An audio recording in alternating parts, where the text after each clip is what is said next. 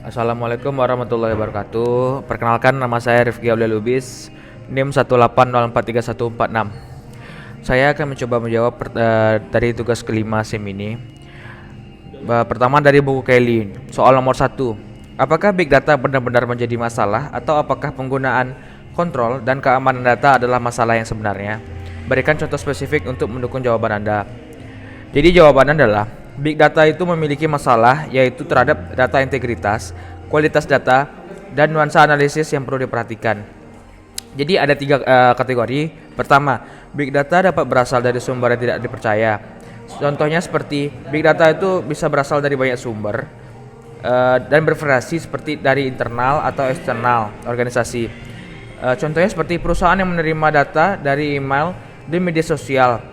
Data yang diterima tersebut belum bisa kita percaya apakah akurat. Yang kedua yaitu big data itu kotor. Maksudnya pada data yang tidak akurat, tidak lengkap, salah, duplikat atau salah. Contohnya siaran pers perusahaan yang muncul berkali-kali di media sosial yang tidak diketahui keakuratannya. Yang ketiga yaitu perubahan big data. Terutama dalam aliran data, yaitu organisasi harus menyadari bahwa kualitas data dalam analisis atau datanya seperti dapat berubah karena kondisi tersebut di mana data yang ditangkap dapat berubah. Contohnya seperti perusahaan utilitas untuk menganalisis data cuaca untuk memprediksi penggunaan daya pelanggan. Soal nomor 2 yaitu apa implikasi dari memiliki titik data yang salah di big data? Apa implikasi dari data pelanggan yang salah atau duplikat? Seberapa berharganya keputusan yang didasarkan pada informasi yang salah yang berasal dari data yang salah? Jawabannya yaitu sulitnya manajemen dalam pengambilan keputusan atau tidak dapat menganalisis keputusan bisnis strategis yang lebih baik. Jika keputusan didapatkan dari informasi yang salah, maka pada saat itu keputusannya kurang berharga atau salah, sehingga bisa dijadikan sebagai evaluasi untuk pengambilan keputusan untuk informasi yang benar.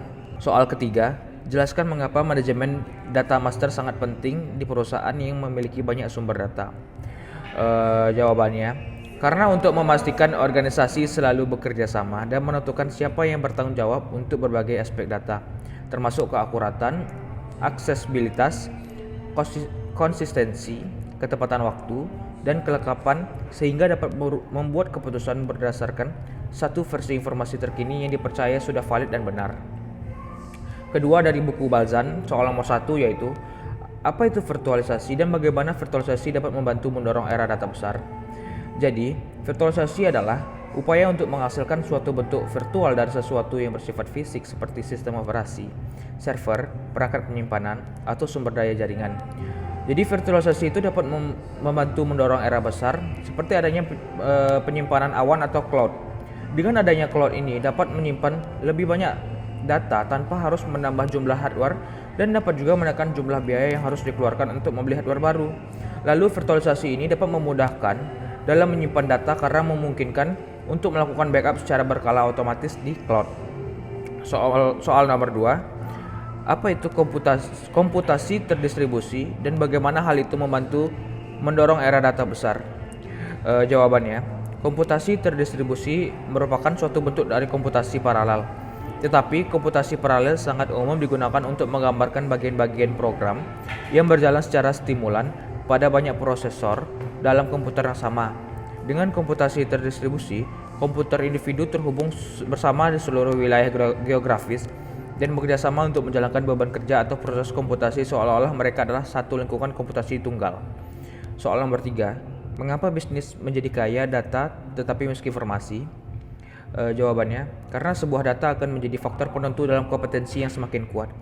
Teknologi pengumpulan, penyimpanan, pengolahan, dan analisa data volume besar mampu menangkap pola dan informasi yang sangat berharga, serta sangat kaya untuk dianalisis. Hasil analisanya membantu untuk berbagai kebutuhan seperti memprediksi tren pasar, identifikasi masalah, pengambilan keputusan, dan tidak ada batas sesuai kreativitas dan kebutuhan perusahaan dalam pengoptimalkan datanya. Soal nomor 4, apa itu gudang data dan mengapa bisnis ingin menerapkannya? Jawabannya, gudang data merupakan suatu sistem yang mengumpulkan data dari berbagai sumber dalam suatu organisasi untuk pelaporan dan analisis, sehingga nantinya bisa dijadikan sebagai pengambil keputusan. Suatu bisnis ingin menerapkan ini dikarenakan gudang data menyediakan korelasi antara data dari sistem yang ada, cepat dan mudah mengakses data, menyediakan historical intelligence, serta dapat membantu dalam pengambilan keputusan yang lebih baik. Selanjutnya yaitu kasus dari database di halaman 272 sampai 260 dalam buku Laudan. Pertanyaan nomor 1. Tentukan masalah yang dijelaskan dalam kasus ini seberapa serius masalahnya. Jawabannya menurut saya ini adalah masalah yang serius dikarenakan lalainya Angkatan Udara dalam mencatat hukuman di database Pusat Informasi Kejahatan Nasional Biro Investigasi Federal yang digunakan oleh sistem pemeriksaan instan nasional dalam memadai pembelian senjata yang dilarang, dan juga lalainya dealer senjata api berlisensi federal dalam memeriksa kredensial setiap pembeli potensial terhadap sistem. Kedua, faktor manajemen, organisasi, dan teknologi apa yang berkontribusi terhadap masalah ini? Faktor manajemen yaitu kurangnya pemahaman, keterampilan konseptual, dan keterampilan kemanusiaan. Dalam kasus ini dijelaskan seharusnya si Kelly memiliki kemampuan mental untuk mengkoordinasikan dan mengintegrasikan keseluruhan kepentingan dan kepentingan organisasi, serta Kelly kekurangan motivasi sehingga ia melakukan kekerasan dalam rumah tangga. Kalau faktor organisasinya itu, dealer senjata api yang berlisensi federal seharusnya memeriksa kredensial setiap pembeli potensial terhadap sistem yang berisi jutaan catatan sejarah kriminal dan perintah perlindungan. Ketiga yaitu faktor teknologi, yaitu beberapa negara bagian masih mengandalkan file kertas sehingga memungkinkan besar file tersebut tidak akan berakhir di database catatan elektronik federal.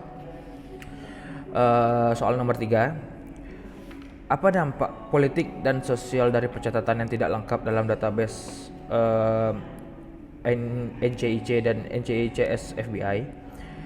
Jawabnya, sosial. Terjadinya kesenjangan besar dalam berbagai informasi antara militer dan Departemen Kehakiman, sehingga menciptakan titik buta dalam pemeriksaan latar belakang yang memungkinkan mereka yang dilarang memiliki senjata untuk mendapatkannya.